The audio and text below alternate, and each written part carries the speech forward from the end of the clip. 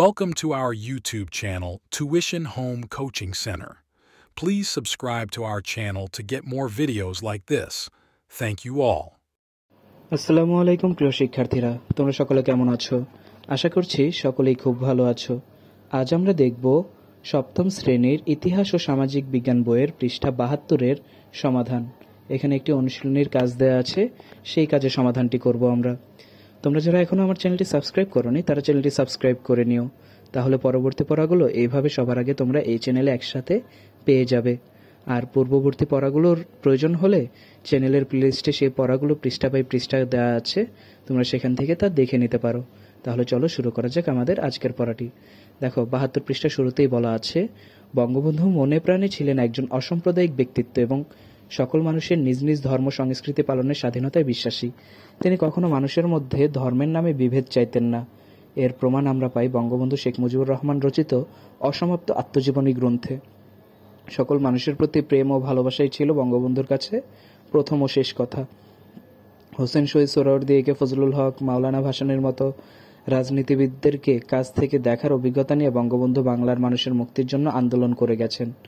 বাংলার পূর্ব অংশে সাধারণ মানুষের উপর পাকিস্তানের মুসলমান শাসকদের শোষণ, অত্যাচার ও আধিপত্য তিনি কখনোই মেনে নেননি।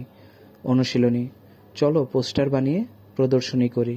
চলো আমরা একটা অনুসন্ধানী কাজ করি। বঙ্গবন্ধু তার গোটা জীবনে গরিব দুঃখী মানুষের মুক্তি, ধর্মবর্ণ নির্বিশেষে সকল মানুষ মিশে বসবাস করা, অসাম্প্রদায়িক চেতনা রক্ষা আর বাংলাদেশের স্বাধীনতা নিশ্চিত করতে যা যা কাজ করেছেন সেগুলোর মধ্যে প্রধান প্রধান কাজগুলো বড় বড় করে লিখে সুন্দর সুন্দর পোস্টার বানিয়ে ফেলি।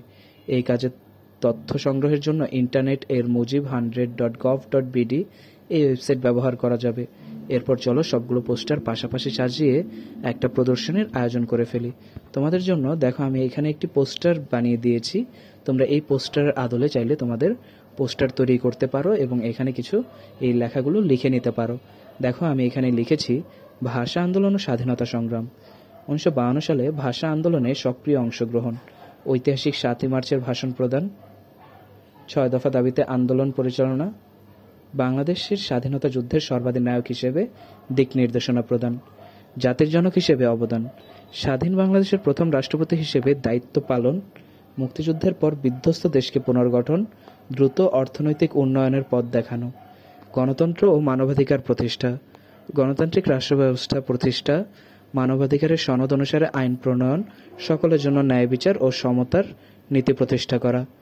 তাহলে আজকের কাজটি এইটুকুই। পড়াটি যদি ভালো লেগে থাকে তাহলে চ্যানেলটি সাবস্ক্রাইব করে আমাদের সাথেই থাকো। পরবর্তী পৃষ্ঠার সমাধানগুলো খুব শীঘ্রই তোমাদের জন্য এখানে আপলোড করে দেওয়া হবে। ধন্যবাদ সকলকে।